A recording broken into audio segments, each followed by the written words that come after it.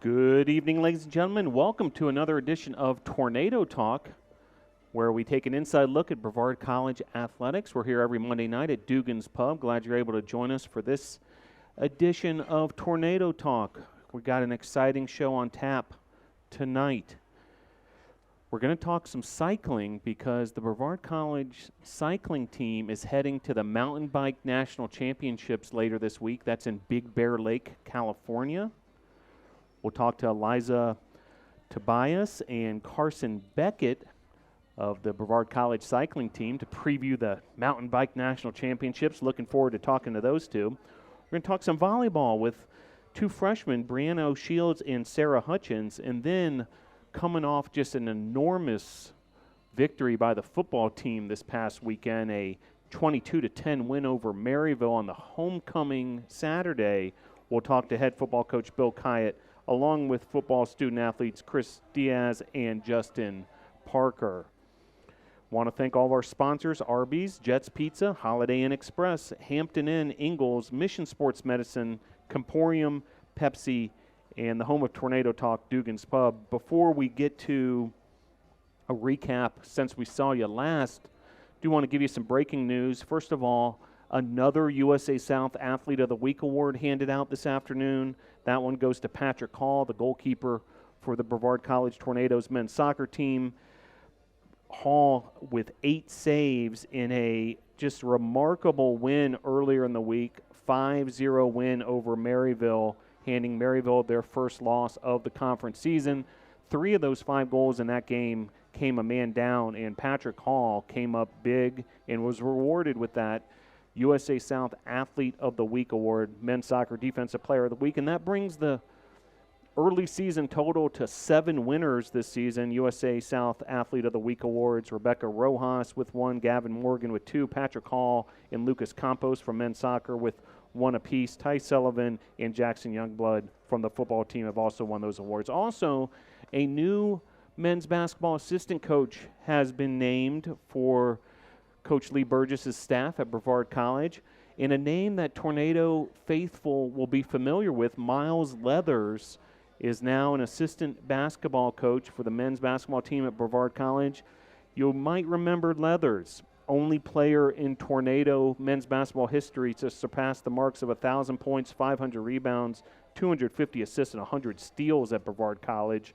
Just a tremendous player, and now embarking on a coaching career and part of the Tornadoes coaching staff. So congratulations and welcome aboard, Miles Leathers.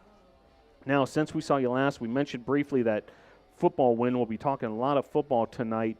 Just a enormous victory for the Tornadoes, 22-10 on homecoming. Ends a 7-game conference win streak that the Scots had going, and the Tornadoes now undefeated through 3 games this season, the best start for a Tornado team since 2009. Tornadoes have won 5 games in a row dating back to last season, and able to hand Maryville that loss 22-10 this past Saturday. Next up for the Tornadoes football team, a trip to Fayetteville, North Carolina to take on Methodist this Saturday at 1 p.m. Men's soccer, we mentioned Patrick Hall winning that Defensive Athlete of the Week award.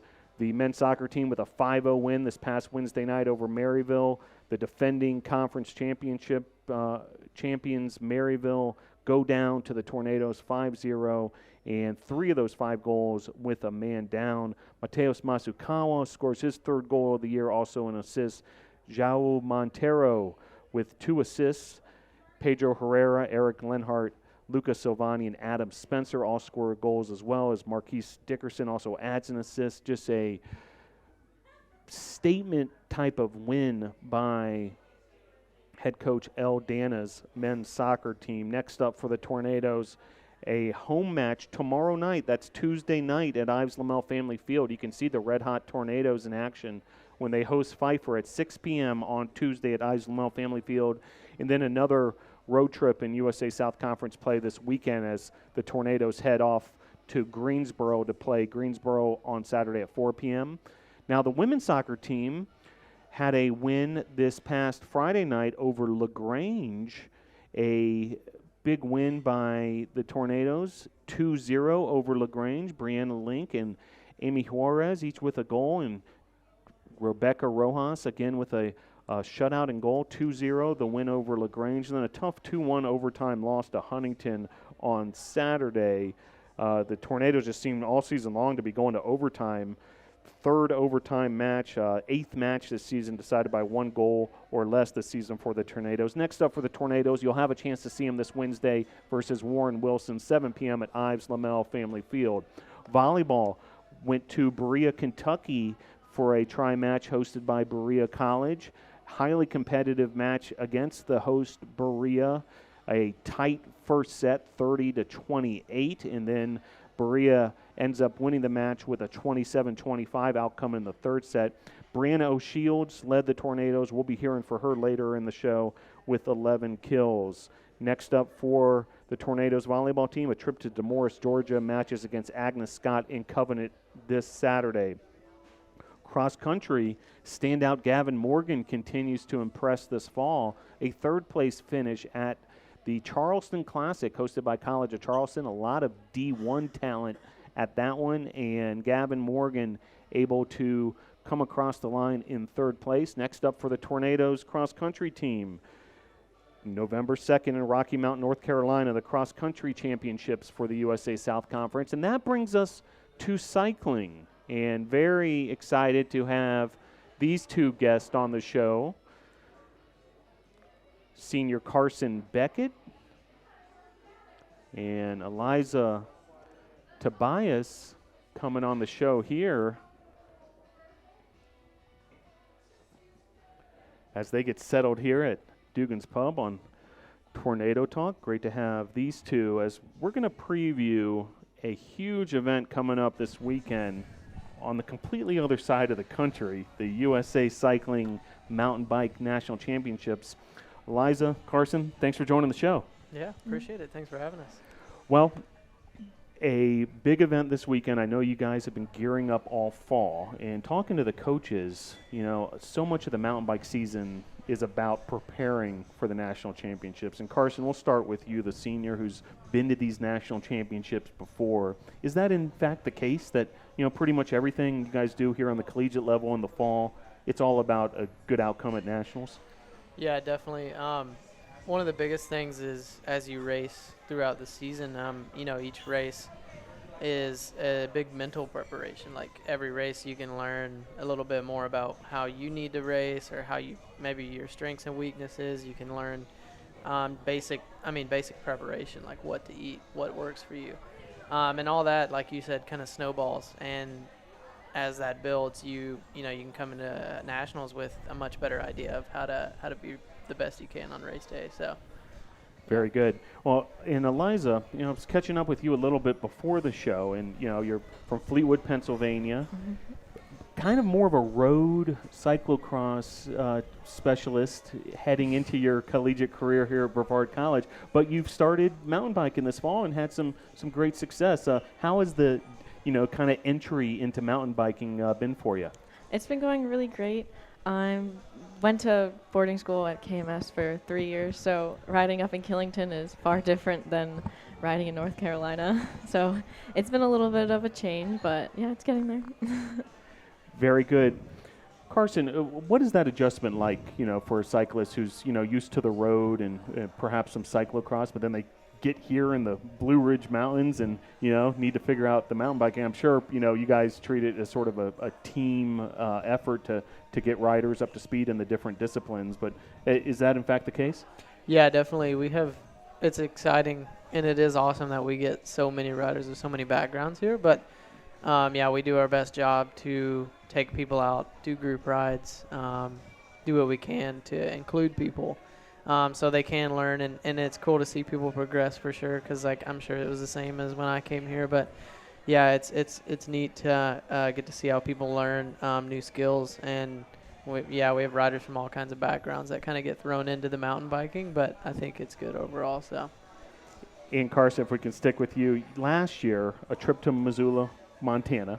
I don't know how much you guys have been reflecting back on that lately, but you know, certainly it's top of our mind as we think about you guys now going to Big Bear Lake, California. And I mean, it was a great result for the Tornadoes. You know, fourth place overall in the team omnium. You finished third in the individual men's omnium, if you remember that. Tyler Orshell finishing second, Scott McGill fourth, so 2, 3, 4 in the individual omnium. A second place finish in the team relay. You know, I remember talking to you guys when you got back here to Brevard, and yes, you were pleased, but there was kind of a part of you that was like, yeah, but we could have done even better, you know? Yeah. Knowing what happened last year and then so many of you guys coming back this year, you know, can you kind of sum up sort of the mentality and what is it going to take to maybe win the whole thing? Yeah, it's interesting being one of the like only seniors now on the team. So I have got to experience quite a few nationals with teams, but I think we have one of the strongest teams that we've ever had, and there's certainly a lot of people with some fire in their belly, and they're ready to race, and it's good to see. We have a great atmosphere this year. It's been one of the better atmospheres that I've been a part of, so it's exciting, and I think we've got a really good crew headed to Big Bear, and like you said, like it's been good the past couple of years, but I'm ready to kind of come around. Like my freshman year, we were able to take the overall, so I would like for it to come full circle again. It would be an incredible story, Carson, you know, for you and certainly the entire college, if that were indeed the case. Now, Eliza, you know, Carson mentioned the depth of this year's team and kind of how we have a strong team, and a big part of that is the women's riders, you know, and you're, you know, certainly part of that crew, and, you know, with the two Hannahs and Nicole and on down the list, and several newcomers, including yourself, who have really strengthened the female classes for the Tornadoes. What has that been as far as being a part of such a strong, you know, group of female racers? Yeah, growing up cycling, it's hard to be on a team where there's a lot of females. So coming to Brevard and seeing the large team was so great. Like learning how to mountain bike and like doing all these things. Hannah was just teaching me skills on rides, and Rochelle giving us plenty of downhill advice and stuff like that. It's great to have team where the females are there in numbers, but also specialize in different aspects of the sport. Yeah, and Eliza mentioned Rochelle and the downhill, and that seems like another kind of emerging strength of this year's team that, you know, we seem even stronger in those classes as well. What have you noticed from the downhill types this year? Yeah, we have two. You know, we have a World Cup racer. We have a World Cup downhill racers in each category now, like male and female at the school, and it's so cool. You know, we'll even on our collegiate weekends, they haven't been able to race a lot of the weekends, but they've been there and done track walks with us, or just while we're practicing, they like talk to us about different line choices and options and what they see, and it's a great resource for sure. Now, Carson, I can't have you on here without reviewing back this fall a little bit, because there was a run of, you know, weekends where the combination of yourself, Tyler Clark, and Tyler Orshell had these podium sweeps one after another, and I see Eliza, you know, nodding her head because it had to be fun for the entire team to see this go down. You know, you ended up in first place in 3 of those 4 podium sweeps. The last one, I believe, Tyler Clark ends up, in first place. But, you know, can you kind of walk us through what that was like as far as, you know, just a clean sweep, Tornadoes, you know, dominating certain events? It was fun. It was really fun. Some of the best team racing I've got to be a part of in a while. A lot of times mountain biking is pretty individual, you know, but yeah, this year, I mean, we have such a strong men's field, and Tyler Miranda as well, and Ryan Johnson were super close behind us, but it was really fun. And, you know, I was going for the overall for the conference to hopefully get a front row start at nationals, and those guys were really helpful in just racing with me and allowing me to, you know, get the maximum points. And you know, we raced when we could, but they were really helpful. So I owe it to them. But it was super fun to be a part of. It was a blast. Yeah. Now, Eliza, can you comment a little on what's it like? You know, because what I love about watching you guys perform is it's not just, you know, the ones who are racing at the moment. It's a whole team mentality. There's more going on behind the scenes than often on the actual track. Plus, there's this whole idea of you guys kind of coaching up and also cheering on your, you know, fellow teammates. Do you remember back on some of those where, you know, that team of the 2 Tylers and Carson were looking for another podium sweep, and you guys were helping behind the scenes? Yeah, especially for short track, because for cross country, the women A and men A usually race at the same time. So, well, that's fun because when they lap everyone, they just yell at each other and just yell at them to go and just words of encouragement. But for short track, when we race at different times, the whole team is out right next to the tape yelling and screaming and just trying to motivate them to get that win. Very nice. Now, Carson, you started this season 6 for 6, by the way. I need to show off these stats while I have you here. 6 for 6 with race wins. I know you mentioned, it was very much a team victory. Can you talk a little more about that? Exactly what that means. When we refer to it as a team victory versus an individual run. Yeah. So you accumulate points throughout a season. Kind of like track and field or whatever at certain races, but our points we accumulate throughout the season. And so that you've got your cross-country discipline and your short track, which are endurance-based, and then your downhill and your dual slalom, which are more like gravity-based. Basically, I was chasing getting enough points in every category to be like the winner at the end of the season. So every race counts towards that and accumulates over the course of the season. And we were trying to get one Brevard rider as the conference winner because all 8 of the conference winners at Nats get the front row. Right. So makes sense. Yeah. So the Rocky Mountain, the Atlantic, everybody gets a front row start. And so I was at the guys missed a couple races, and I was kind of the best shot to try to get it. And so we were chasing it, and in the end, I ended up falling a little short. And that's kind of when it was like we knew I wouldn't get the front row, but it was fine, and we chased it while we could. So very good. And speaking of teams, the team relay event's one of the most exciting ones you'll see at a mountain bike competition. And Eliza, I know you had the chance to race in one of those, at least one of these weekends this fall. Can you talk us through the team relay and sort of, the energy that's involved in that one? It's really exciting, especially since this was my first year doing a mountain bike team relay. I've only done one as cyclocross. But it's very exciting and high energy as the first person goes and you're just waiting for them to keep coming by and just have your head turned and just waiting for them sprinting by. And usually we have 3 or 2 teams because there's so many on the team. So we have multiple Brevard teams going at once, so there's fighting going on within the race and there's a lot of competition, but it's very exciting. Eliza, let's stick with you. We've had Carson on the show before, so folks kind of know, and he's a senior, he's been around, but a lot of people might not know your background. You're from Pennsylvania. When did you start, cycling competitively? I started in around the 5th grade. I actually started track cycling on the velodrome, and then I got into road, and then when I went to school in Vermont, I got into cyclocross and then mountain bike, so it's a transition. Yeah, and it's kind of an interesting transition, and so much of it is kind of what part of the country you come up in. And Carson, do you want to also reflect back this summer? You competed in the national championships, if I remember correctly, and our one of your coaches, Cypress Gorey, was up there as well. Yeah. Can you kind of tell folks what they missed this summer if they happen to miss that news? Yeah, it was exciting. It's super cool to have my assistant coach as a fellow pro racer. At the national championships, we were divided because he's pro and I was under 23 age, but it's super cool because we were out in the middle of Winter Park, Colorado, and it was 9,000 plus feet. So I had already been out there 4 to 5 weeks trying to acclimate at different heights, and so it is a massive time commitment. But at the national championships, it was really fun to have, so many familiar faces, and it was good. Yeah, it was a fun week.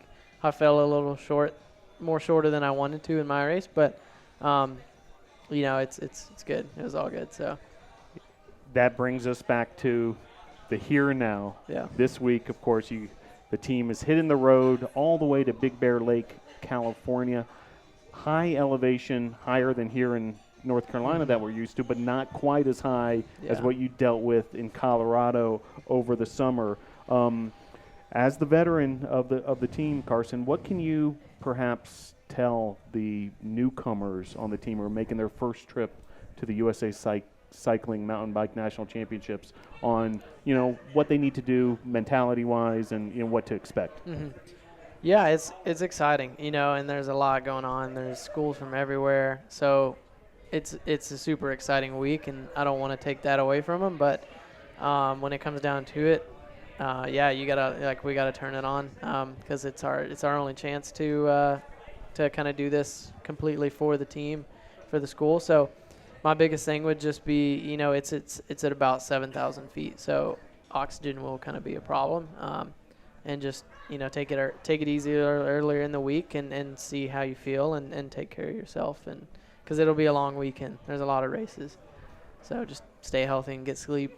Very good. Well, we look forward to following along and getting those results. It's exciting to see them finally get posted on usacycling.org and get the word out. And we'll be back here ready to greet you all when you get back to campus. But, certainly wish you guys the best of luck. A long trip, but it's going to be a blast for you. But I also know, you guys are looking for some big results there as well. So thanks again for joining the show. Yeah. Eliza Tobias and Carson Beckett.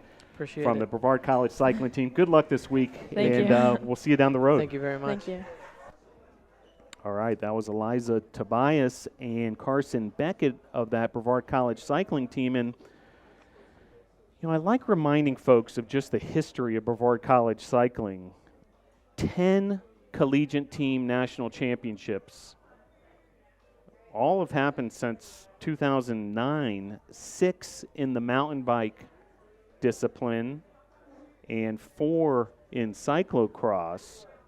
And as Carson Beckett mentioned, the most recent mountain bike national championship in 2016, which was his freshman year. So best of luck to the Tornadoes mountain bike team as they head off to the national championships. And stay tuned to BC Tornadoes on social media as we will be bringing you those results as they come in over the weekend. And glad to be joined now by 2 freshmen from the volleyball team. Great to have you guys on Tornado Talk. Brianna Shields and Sarah Hutchins. Welcome to Tornado Talk. Thanks for having us. Well, I hand it to you guys. Freshmen just like, hey, you've got a media appearance, you're coming on Tornado Talk, and you're just like, jump right in, bring it on, coach, And so welcome aboard, and welcome to Tornado Talk. I don't know if you've had the chance to maybe tune in, on Monday nights. You guys are usually hard at work over at the Boshemer Gymnasium, but would like listeners and viewers to get to know each of you a little better. We'll start with Brianna, freshman outside hitter from Jonesboro, Tennessee, David Crockett High School. The first question is a simple one, Brianna. When did you start playing volleyball? So I started my 7th grade year in middle school, and I played ever since then. And so I played all throughout high school, and then I played travel ball, and then I would do like pickup leagues in the summer and play like some grass and sand tournaments. So basically I've played volleyball all year round for at least the past 5 years. Very good. And Sarah, a right side hitter from East Bend, North Carolina, Fort Bush High School. Same question for you. When did you start playing volleyball? When did you start really getting competitive with it? I officially started about my 7th grade year. I had played off and on with some family friends, starting like whenever I was in the 3rd grade, and I really fell in love with it. So I played travel and then played some beach volleyball. So I pretty much played just like Bree all year round as long as I could. And Sarah, let's stick with you. So you're from not that far away. You're from the state, East Bend, North Carolina. But how did you find Brevard College? So I actually reached out to the coach because I was looking around at some smaller D3 schools, just interested in the smaller community. I don't want to go to a big school. And then me and Bailey started talking, sent her some game film. We started just communicating back and forth and fell in love with the area. Really couldn't want to go anywhere else. And Brianna, same question for you. How did you find Brevard, or did Brevard find you? Yeah, so I was at a tournament, and Coach Grant came up and started talking to me because she knew my coach. She was from Emory and Henry, so they already had connections. And so I came and visited, and more than anything, I just loved the school and the campus and the community base that there is around here. Outstanding. Now, you all took the day off yesterday, but you didn't do what most teams would do on a day off. You got Yeah. hard to work, right? You did some Yeah. great work in the community. Can each of you kind of explain, what you guys did yesterday here in the Transylvania County community? So we went to the Boys and Girls Club, and pretty much Bailey started that garden. So we did some weeding for the garden and just tried to help clean up the area. And on top of that, we got a good insight on kind of what the Boys and Girls Club is, because I don't really think we have one of those around there. So we got to learn more about that, and I thought that was really interesting. Yeah, a great partner of ours here at Brevard College, Yeah. and a lot of the teams, help them out in different ways. And it's great that you guys kind of have your own little niche there, Yeah. with the garden. Was it vegetable garden, flowers? What Yeah, it was a vegetable garden. Very nice. Now, I see one of your teammates here, Madi Rodriguez, who helps us with some of the production of this show behind the scenes. Can you guys talk about her a little bit? She seems like one of the more vocal leaders I've seen on the yes. volleyball court. Yes, Maudie is amazing. She keeps her energy throughout the whole entire game, and she really is there mostly for everyone else. She's not really self-centered. She can help everyone, and that's what we love most about her. So we did this little team bonding activity where the leader of the pack, we talked about the wolves and where you're weak and injured are in the front, you have your older ones in the middle, and then you have your babies, and then you have your leader, the big leader of the pack, and that's Maudie. Maudie has been there for us, and she leads the whole team.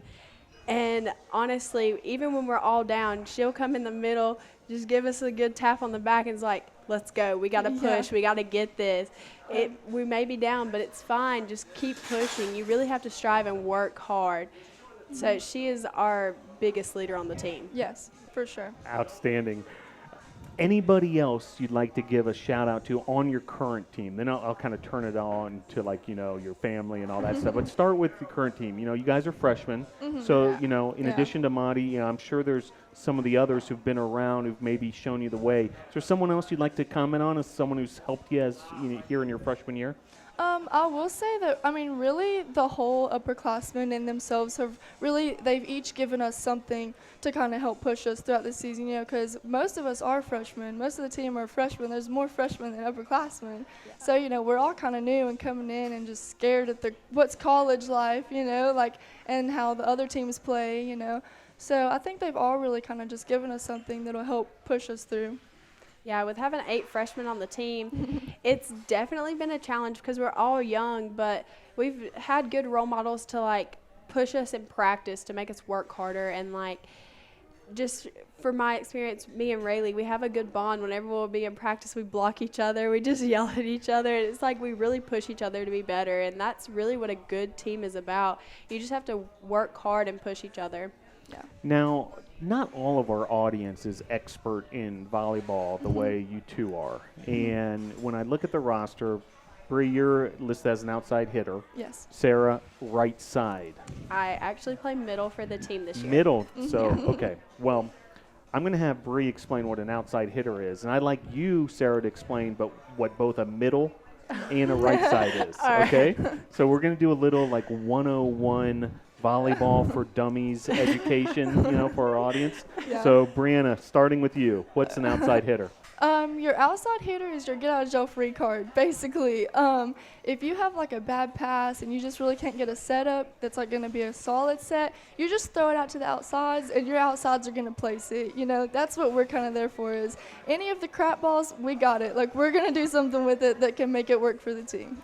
Very good. And we'll start with middle, Sarah. So your middle, you pretty much have to have a perfect pass. So your middle does not get to hit as many balls as your outside or right side because we run quicker balls so we're there for perfect passes, and we go for tips or on close net, and we hit deep corners. So we're pretty much there to cover a wide range of the court, but it's sort of hard. And right side, who's been playing right side for you all if you're playing middle? Brooke Groves has been our right side. And then occasionally we'll have Landy or Hannah Gordon as our right side. It just depends on what kind of rotation we're running at that time. Right. And so the right side, what would be their responsibilities? So the right side pretty much plays a get out of jail free card as well, just not as much as your outside. So they're there for if you have nowhere else to place the ball, so if you're running closer to your outside and you have to put it back, it's pretty much so you have other options along the net, so you have other places to place the ball.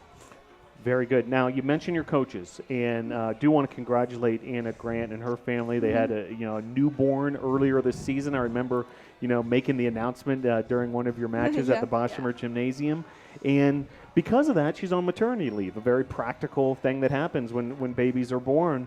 But Bailey Loudon and Stephanie Johnson have stepped in to guide the ship here.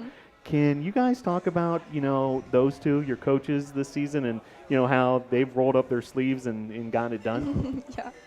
So personally, I think they have done a phenomenal job because Bailey, this is only her second year as coaching in general. Like, she stepped in last year because Anna asked her to, and then she's here this year having to take the head coach role. And then Stephanie, she'd played college league volleyball, and she was, like, prepared for it, but she was just pretty much going to be there to back Bailey up. But Stephanie has stepped in and has, like, really taken the assistant coach seriously and has, like, she's helped all of us in any way she could, and both of them will get out there and practice with us and make us better. Like, they really push us. And they're really great role models. They really push, like, being good people and, like, not only playing with each other, but, like, making sure that we all have, like, a good connection with each other and, like, that we're all, like, doing good in all aspects of life, not just volleyball. Very good. Well, before I let you go, I do want to give you the chance to give a shout out or a thank you to anybody back home who might be watching. Anybody, whoever comes to your mind, the floor is yours. Anybody you want to say hi to? Well, my dad always watches these, so hey, Dad. I guess I'll give a shout out to my whole family. I assume they're going to be on here watching, so hi. Very good. Well, you guys hit the road again. You guys have been on the road nonstop to the Morris, Georgia this weekend. And then finally, folks, come on out to the Boshemer Gymnasium Wednesday, October 16th, when the Brevard College volleyball team finally, after all these road matches, returns home for a matchup against Piedmont. That's 6 p.m. on Wednesday, October 16th. Ladies, great job on the show tonight. A fearless, showing by you two as, Tornado Club or Tornado Talk newcomers. Good luck this weekend, and we'll see you at the Bosch next week. Yes, thank you. All right, that was Brianna O'Shields and Sarah Hutchins of the Brevard College Tornadoes volleyball team. Great to talk to those two as we'll switch gears here, and as we do every Monday night,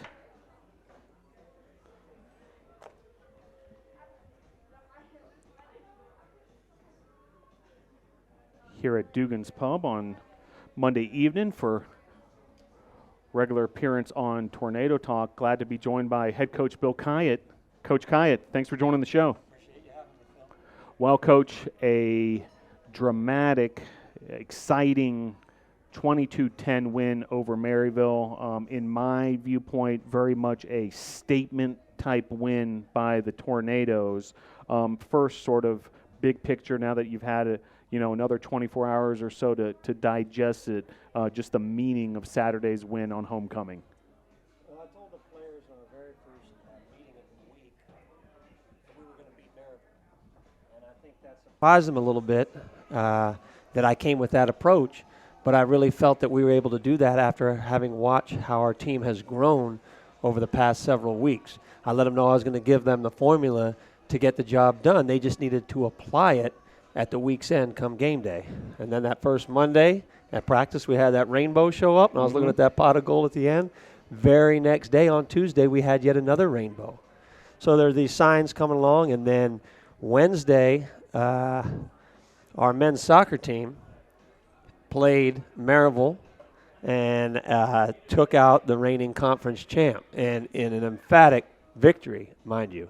Well, a few days later, I see Coach L out walking his dog, and I said, hey, mind if I take a page out of that playbook? So he gave me a nice little nugget. So I'm not going to share that with you because it could be one of his secrets. So maybe one day you can pull it from him. Do you hear American football coaches conspiring with the football That's coach to right. come up with some game plan. But it was great because it is in general sports. Yep. And team play. So he gave me a nice little nugget, loved it, and felt very good about that. And then come Friday, when we have our mock game, it's our final preparation, I had asked the players to do me one favor, and that was to not say a word. Not say a word during this mock game. It's 18 minutes long, and I needed to see just how focused they were, how far along we were and prepared for this game, because if they couldn't focus for those 18 minutes, how in the world do I think they can focus for 60? And, I mean, that is a time when guys are a little bit more loose, and it's the end of the week, and they're feeling more comfortable about the game plan. Stone silent. So the only noises that you heard were the personnel calls to tell you who ran on the field, who runs off, who runs on, who runs off. And that let me know right at that moment that they were prepared for that game.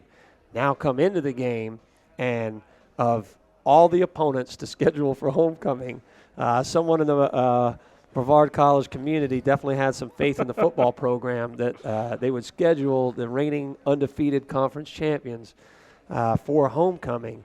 And so, yes, the homecoming victory, but it allowed a lot of former BC students or friends of the program, employees, current ones to all really see the growth that has taken place over the past 2.5 years. I mean, if you think about 17 players on the football team in spring of 2017, and in this short period of time to be able to take down Maryville, I think that lets you know that we have arrived. Yep, Maryville, the defending USA South Conference champions. They were riding a 7-game conference win streak that the Tornadoes snapped.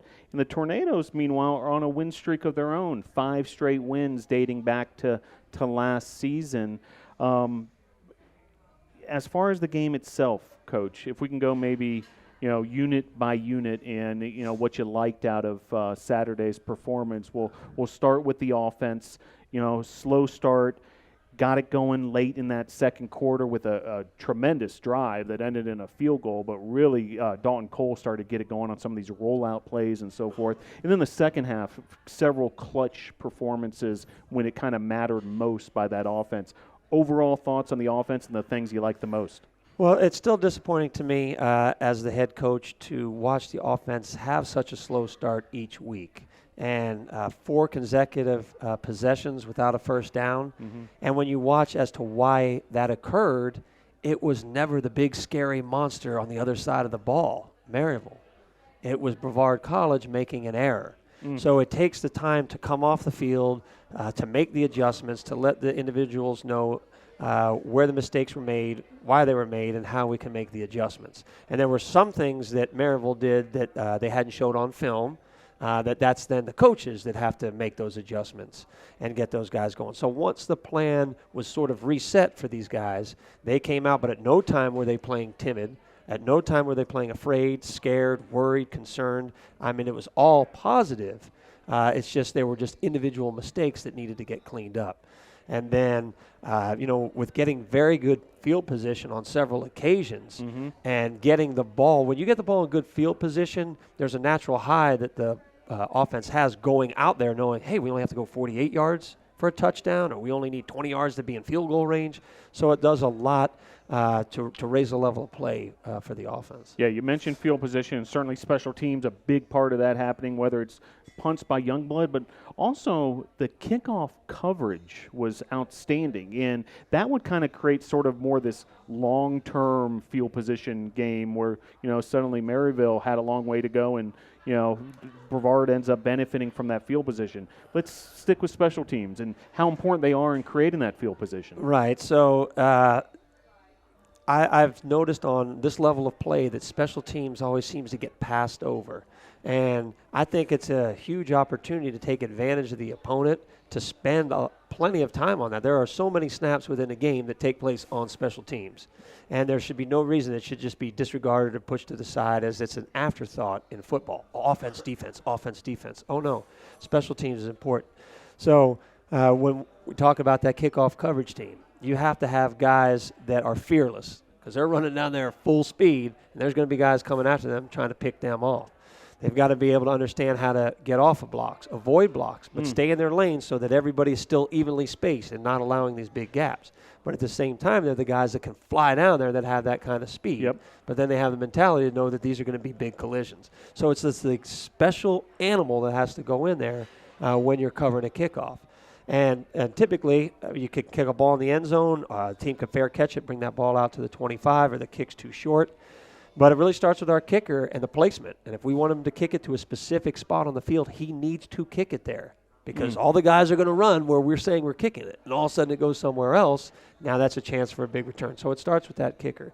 But then after that, it's those guys flying down and just having the will to not be blocked, to get to the ball carrier and make an outstanding tackle, a lot of times in open space. Yeah, in the kickoff return game for the Tornadoes, while Jamariel Parks didn't have an opportunity to bust a big one this time, mainly, I don't know if Maryville scouted that out or what and was, kind of pooching it there, but the upmen for the Tornadoes coming up with some big returns themselves. And that's right. So they definitely watch film, so there's no way you don't see number 17 and try to find him. Wherever he is, don't kick it. Right. So, that's pretty obvious. So now it's where are you going to kick it?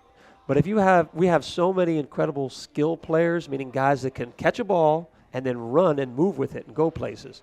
Well, you put enough of those guys back there, now you're looking and saying, well, where do I kick it? So right now there's not enough of a scouting report on some of those guys. So it's early enough where, hey, they want to kick it to Gerald Hines? Go ahead.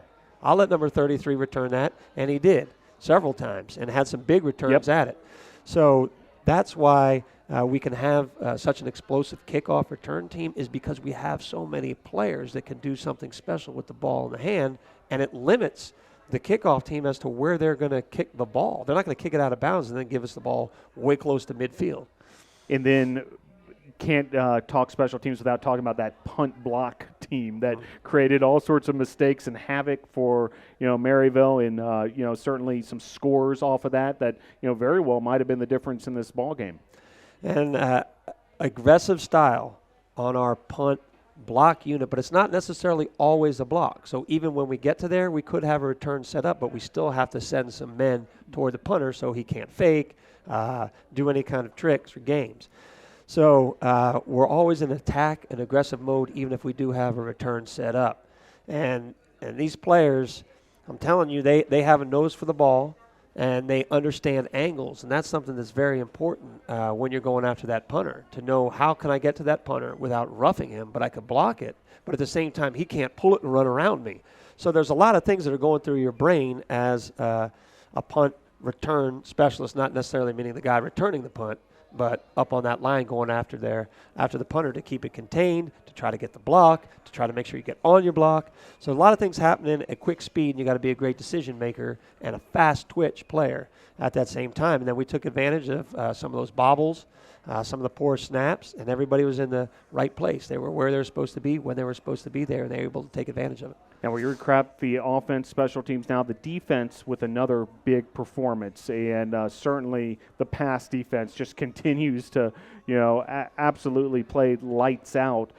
Talking to a couple of your defensive coaches before the game, they told me a big key to the matchup was going to be open field tackling on some of these screen plays from Maryville, and certainly the DBs made some beautiful. Andreas Wyatt, I remember a couple of them just gorgeous open field tackles. Can we start with that group? We've talked about them a lot, but you can't talk about them enough the way they're playing the secondary. Right, and I think I gave you a little preview to Maryville and about how they were going to try to treat our defense with trying to just outnumber us. All they do is stand there at the line of scrimmage. The coach looks down from the box and sees where the numbers are. Wherever the fewer number of players are, that's where they're going to try to go. So if they can't run that ball inside, now they're going to throw those passes outside. And as long as their receivers get on their blocks, now you're in the way. Now that leaves the ball carrier one-on-one with the defender. And that's what he was talking about, the coaches were talking about with these one-on-one in space. And think about that time. And again, with that much room, the advantage really goes to the offense. Now think about this. Work on tackling during the season. What player on your own team do you want to risk getting hurt doing that? So there's not a whole lot of live interaction. So that's stuff that you have to draw on from history, from experience, and from being taught without actually truly getting to experience it until the game. So a lot of those open field tackles, I mean, it's just impressive to me to see those guys be able to do that, because the want to is always going to be there. The effort, I don't ever question that. But to perfect the craft of tackling, when are we doing that? I don't want to get any of my guys hurt. Yep. So now you're really limited in how you go about doing that. Now you're using some equipment, you're using some dummies and bags and things like that. But still, the bag isn't going to juke somebody the way a receiver or a running back would in open space. Yeah, and that's when those veteran players, That's right. can really shine. Now, do want to break down the fourth quarter a little bit, because this game was a lot closer than I think people might realize if they were just to look at the final score. It was 12-10 Tornadoes on top with 10 minutes to play in the fourth quarter. A one-score game, a field goal game at that point. And Damon Rouse, who had trouble running the ball and matching his performances, rushing earlier in the season, comes up with this big play from Dalton Cole, a 19-yard touchdown strike, puts the Tornadoes ahead 19-10. Can we start with that? Just how big that single play was to put the Tornadoes up for a two-score game at the point? Right, and that was exciting for me to see the result of play. I mean, it's obvious because it was a touchdown, but more important to me was the fact that it showed growth by Dalton Cole. So more growth by him. We've run that play in the past. We do it out of a little different set so that the defense can't identify what we're about to do. And so there's specific reads on that, and that one's always been one that was difficult for him to read out properly. And sure enough, this time he looked so poised and calm in there in a critical situation.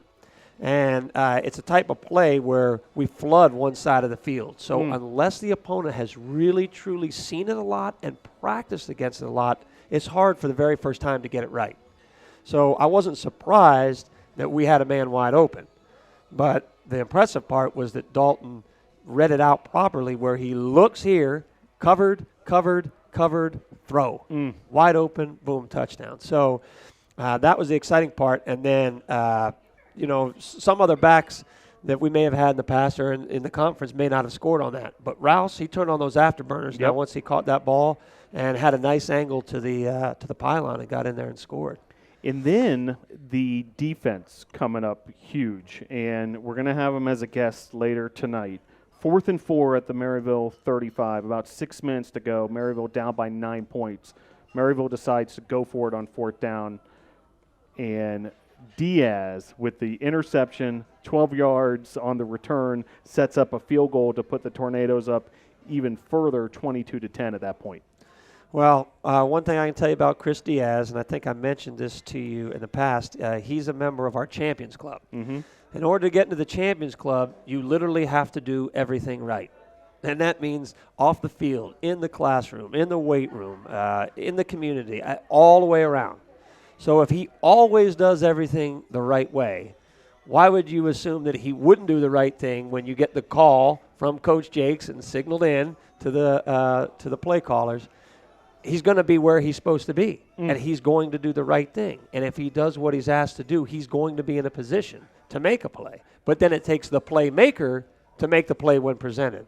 And that's what Chris did. It was a huge play in the game, because that was really what gave that final nail in the coffin and the momentum to the offense to really close everything out. And I couldn't be more proud of his accomplishments on the field, because it's just a testament to the way he operates at all times.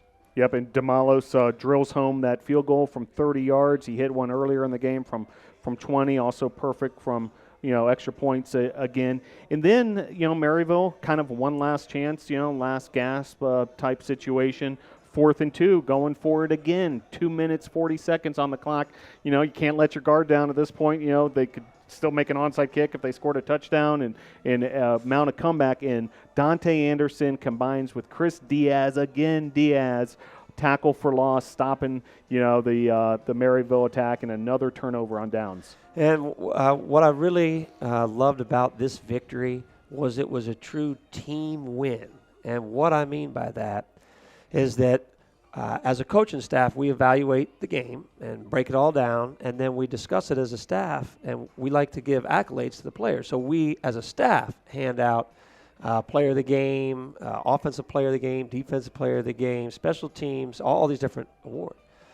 And it was very difficult for us to single out players because what happens oftentimes in a football game is maybe 2 or 3 players, maybe 4, maybe 5, maybe 6 players on the offense aren't playing that well in that particular game.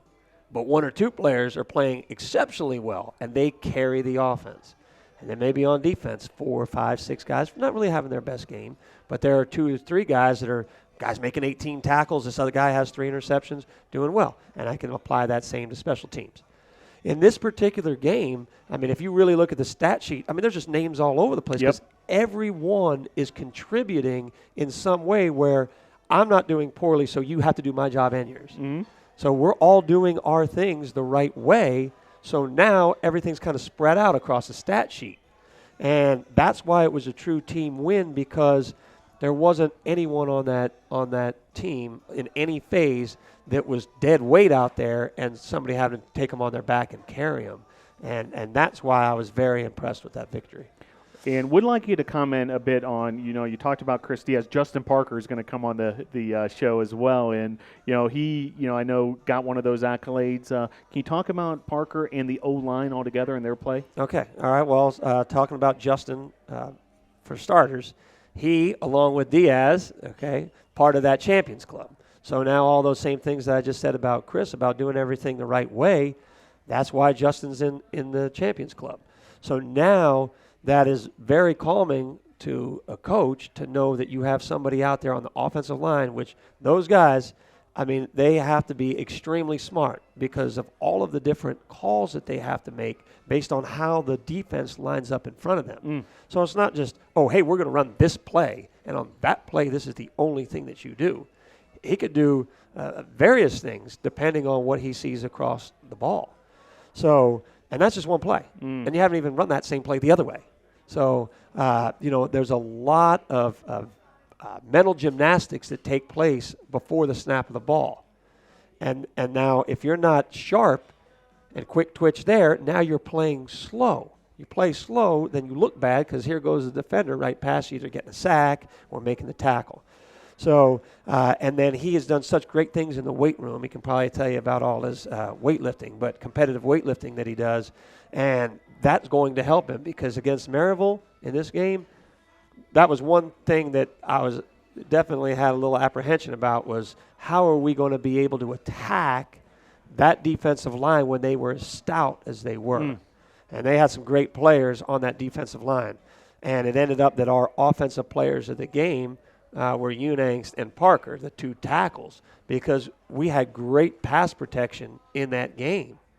And it was really anchored by Justin. And it's just great to know that, you can make plays on an offense if the players will just get in front of the right person that they have to block. I don't need a pancake where you pick the guy up and slam them down. I don't need you to drill the guy out of bounds. I mean, they're nice. Love to have them if they happen, but you don't need them to win. What you need is, hey, you're supposed to block this player on this play. Could you block that guy? Well, that's what you're going to get from Justin. Okay, he's taken care of. We can eliminate that guy. Yep. So who else? And so I'm very proud of his accomplishments because much like Chris, he just does everything right, and you want to reward good behavior, and he does everything. He does everything the way he's asked. He does what he's coached to do, and he has grown so much because of the tips and pointers that Coach Lindsay has given him throughout his career that has made him such a great player. Outstanding. Well, great to hear that, internally at least, you were able to reward those 2 tackles, such important parts of the entire team. Well, Coach, a team victory, no doubt about it, 22-10 over Maryville on homecoming. Got the whole campus and, social media abuzz, throughout the weekend. Now, as it feels like we do this every week, we turn the page to, what's up next at Methodist for a road conference matchup. And, I'd imagine, just like you told me last week, keeping the team focused has got to be a big part of this week's mission. Right. Well, I mean, just think about how mentally and emotionally and physically drained they are after that ball game. I mean, that took a lot to get that victory. And, I mean, that was something they'd been looking forward to a long time. You try not to creep ahead in the schedule, but we knew that was kind of the benchmark. I mean, if you can beat Maryville, then you've arrived. And now we've done that. So now what do we do? Okay, so and it's not like Methodist doesn't know that. Yep. So they know. And so going into this game, we got our road game. Last time it was a day trip. This time we got to go the day before because of the length of the drive. So it'll be a little different. Now we're talking about staying in a hotel and watching film that night in a hotel atmosphere. You're sleeping with it could be a new roommate, and so it's all kinds of different scenarios that are taking place that I don't want any of those distractions to take away from our goal, which is victory. Looking at Methodist in particular, all right, so they have 2 losses this year. They hung in very close with Guilford and then ran into a buzzsaw against Huntington, and that's a legitimate ball club that's coming up in another week, and had a win over Catholic U. So one thing I can tell you for sure about Methodist, head coach Kevin Williams, fantastic guy, wonderful human being, great coach, so those players love to play for him because he is such a great guy. He's been there a long time. So back in 2009 or 10 when he first got to Methodist, he was there as an assistant for a long time before becoming the head coach. So he's very familiar with the program, became the head coach about 2016. So he has very vested interest, obviously, in the success of the program. So, and even with the record not always being the best, his teams, especially his offense, always has a lot of accolades, ranked in a lot of different categories in what they do. So, and then they're the other thing you got to know about Methodist is they have a lot of players on their roster. So they've had freshman football, JV roster that they're currently playing the games, and the varsity. So think about the experience. So for us, we have guys that may not have played last year at all. Right. And now they're playing this year as a sophomore, and it's the first time they're taking snaps since their senior year in high school, as opposed to guys at Methodist who are playing all the way through. So they could be a junior and first time playing in these games, but they've already played freshman football. They played JV, and they're not 3 years removed from high school football. So, these guys have a lot of experience, even if the roster may say that they are a sophomore or a junior. They really have a lot more games under their belt than what that says. Well, it was a thriller last season between these 2 clubs at Brevard Memorial Stadium, a shootout of sorts. And, I think it might be a little different outcome, knowing what the Brevard College defense has been doing lately. Coach, put together these numbers.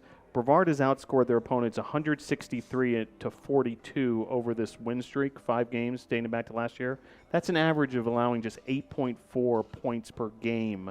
That's over these last 5 games. So the defense is just playing lights out, and hopefully they'll continue to do exactly that against Methodist. Coach, congratulations on a big homecoming win. Final thoughts before I let you go here. No, I just want to thank the community, the BC community, the alumni, everybody that came to that game, that were rattling those cowbells and making all that noise during that game. And, even though it was misty and, it wasn't the best of weather, for us it was great as football weather. But to sit in that stands, but I'm just really thankful for all of that support. We had that fantastic pep rally on Friday evening. That was wonderful for the kids to experience. It's a thrill for me to see how the community is now rallying around the football team. It's bringing a lot of energy, not only to the campus, but to our football team. I mean, that's all they've ever wanted is support. And, I've told them in the past, who really wants to support something that doesn't win?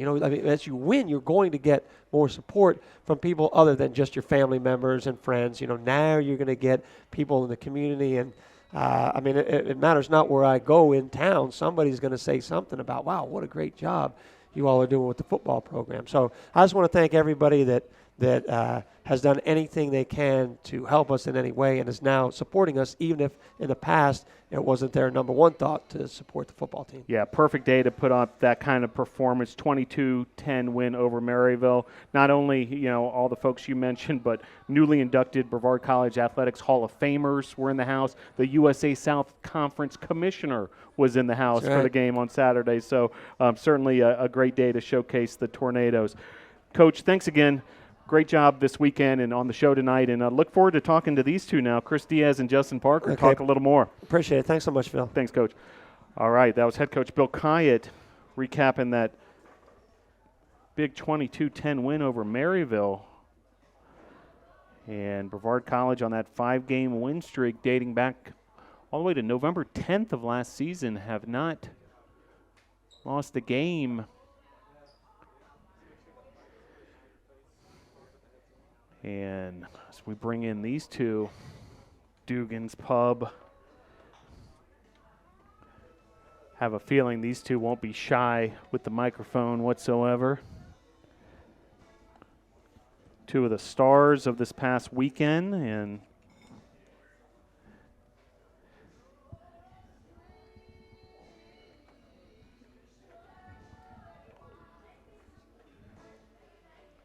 as they get settled here to our broadcast location, Chris Diaz and Justin Parker. Guys, thanks for joining the program. Thanks for having me. Yeah, great to have you here. Now, before we get into the game, the last time the three of us hung out, we were doing a photo shoot, Right. and it resulted in a billboard here in Brevard that turned all sorts of heads. What was that like for you guys to, take part in that photo shoot and also ultimately, have your image up there on that billboard? Well, for me personally, I think it's a real big blessing. Coach Kaya set it up. Texted me one night, says, "Can I come to Brevard?" And I said, "No doubt." He told me about it's gonna be a billboard photo shoot for the team. I was just excited to do it. Yeah, Justin, you remember that whole process as well? Yeah, it was a lot of fun coming in, taking the pictures and everything. Josh Romero was there with us, being on the Champions Club. I remember our offensive line coach, Everett Lindsay, was like, played 10 plus years in the league, and I never got a billboard. He was like, "What is this?" Right, all that time with the Rams, and Yeah. no love, but here you are, taking advantage. Awesome, guys. Well, let's talk about this past weekend. Congratulations, first of all. Like Thank Coach Kite said, a team victory, and while it was a team victory, the two of you both played tremendously. Chris, we'll talk with you first. You had a pick, and a key moment there. It was a 4th down for Maryville. You felt like, it was sort of their if they make that 4th down conversion, they keep the drive alive. Right. Suddenly tables might turn differently. But you came up with that pick. Can you kind of walk us through that 4th and 4 where you ended up with the interception? Well, honestly, before that play, they had the same formation. The running back was like split out wide, and they did a rollout, same exact play rollout, and I kind of noticed that pre-snap that they're probably gonna do the same rollout again, and so as soon as he started rolling out, I went to the other side of the field. Luckily, he saw the in route coming in, threw the ball. I was in the perfect spot. Wow, and 12-yard return. And that was significant, too, because you set up Stamati Damalos for that 30-yard field goal. A lot of fun to return a pick, right? No doubt. Did a little extra at the end, but it's all good. Let it fly. And Justin, as far as the day in the trenches went, you guys had your hands full against this Maryville defense. But as Coach said, you guys, especially on the pass blocking side of things, had a tremendous afternoon. How'd you guys feel, on the O-line? We felt like we definitely had a very good game. As Coach Kite said, the chips that the running backs would give definitely slowed them down, and it made them kind of a little afraid to go full speed, which helped us out. Yeah, makes a lot of sense. Now, would like viewers to get to know you guys just a little bit more. And Chris, we'll start with you. Sophomore linebacker from Bethesda, Maryland, Chevy Chase High School. Yes. Can you talk about kind of your upbringing up there in Maryland, and when did you get into football and really start heading towards having a college career? Right. So, my first year playing football was actually my freshman year in high school. Oh wow, kind of late bloomer. Right. So, but I always loved football as a kid. Always loved watching NFL, college, all that. So, I had a little taste for it, I guess. From Bethesda, Maryland, urban, a little different from Brevard. Not many mountains and all that, but yeah. Good career at Chevy Chase though. Yeah, glad you found your way here to Brevard. And Justin, I'm a little more of a local, here, Yeah. Candler, North Carolina. Can you talk about your background as far as becoming really a single-minded football player who's interested in the O-line? How did it kind of progress to that point? Well, my grandfather was the right tackle at Clemson Wow. when he was in college, so that it kind of came from that to start. It was like, hey, I got some lineage here. Sounds so like I one of tried those kids, when he's born, they hand him a football. Right. And they say, this is what you're going to do. Yeah. Natural form. Yeah, and then just growing up, I'm close around here, a middle-class family, always working hard to make your earnings. So it helped me a lot to get into the shape that I am for football.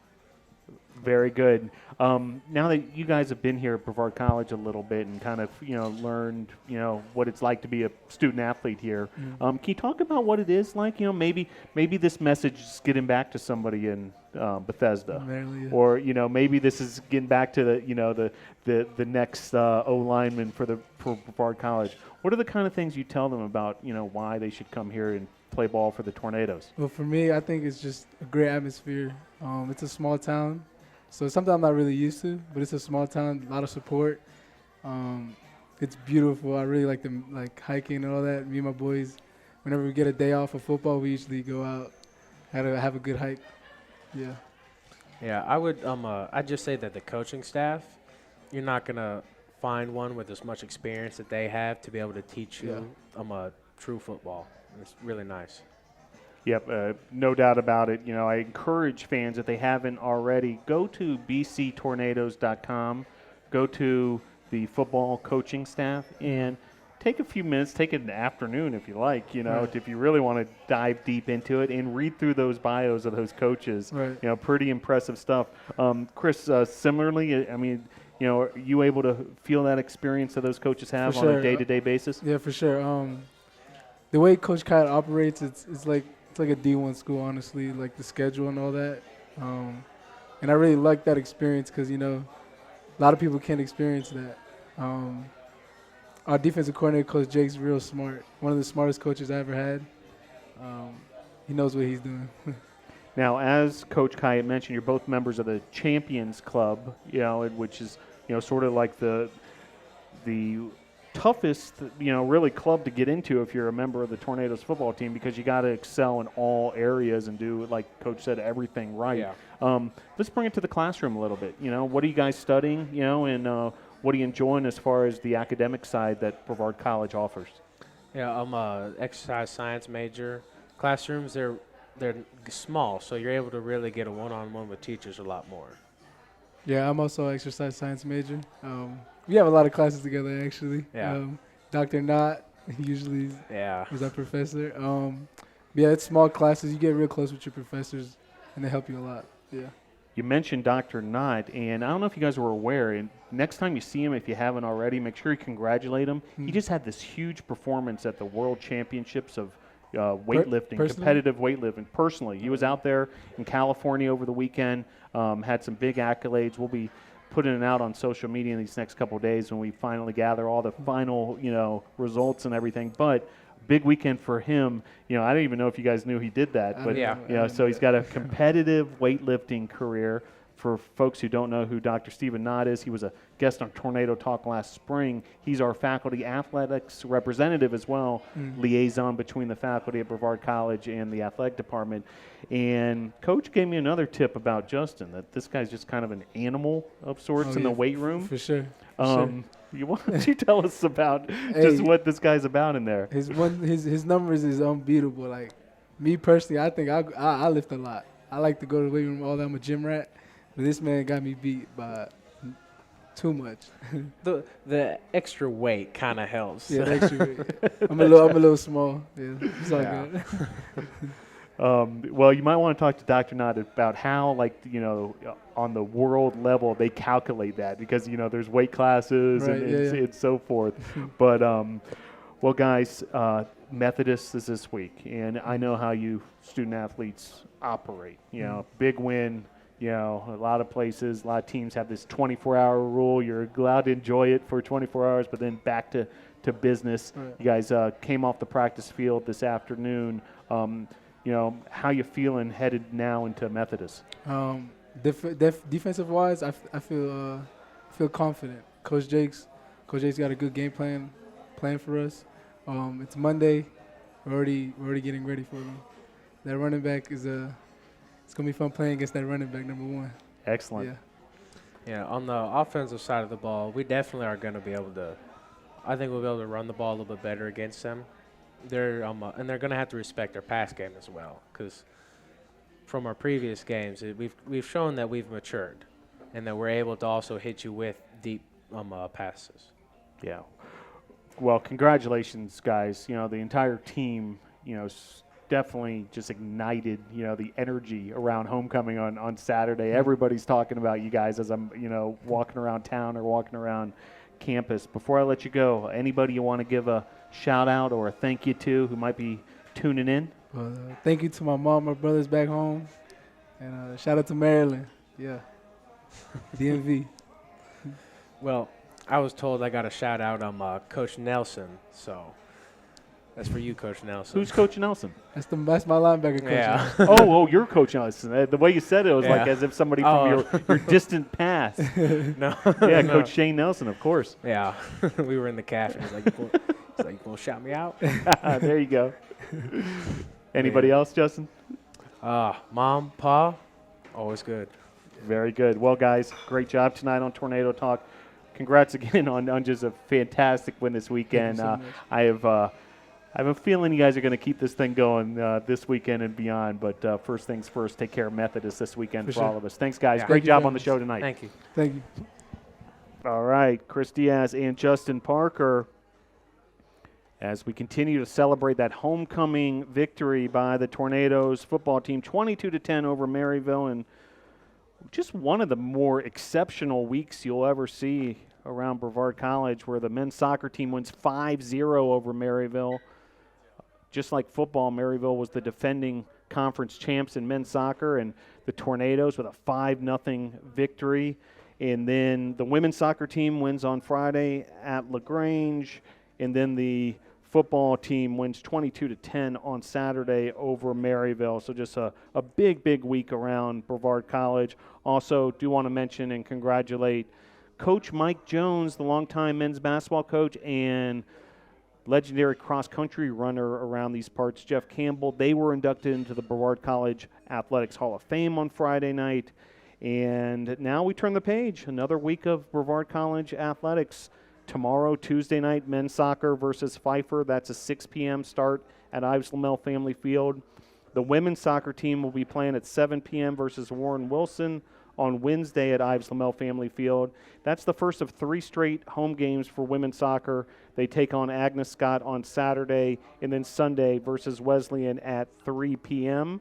The cycling team, we had a couple of those cyclists on the show heading to the Mountain Bike National Championships, trying to bring home to Brevard College another national championship in mountain biking. That's this weekend, all the way out in Big Bear Lake, California. Follow the latest news and updates surrounding Brevard College athletics on Instagram and Twitter at BC Tornadoes. Make sure you subscribe to the Brevard College Tornadoes page on YouTube. Follow the Brevard College Tornadoes on SoundCloud, and like Brevard College Athletics on Facebook. There's also the Flickr page where you can follow Brevard College for all the latest photos from all Brevard College events. Want to thank our sponsors, Arby's, Jets Pizza, Holiday Inn Express, Hampton Inn, Ingalls, Mission Sports Medicine, Comporium Pepsi, and the home of Tornado Talk, Dugan's Pub. And want to thank those who helped us behind the scenes tonight, Assistant Sports Information Director Joseph Marvin and Mariana Rodriguez. Thank you for your help behind the scenes. We'll see you next week for another edition of Tornado Talk. Go Tornadoes.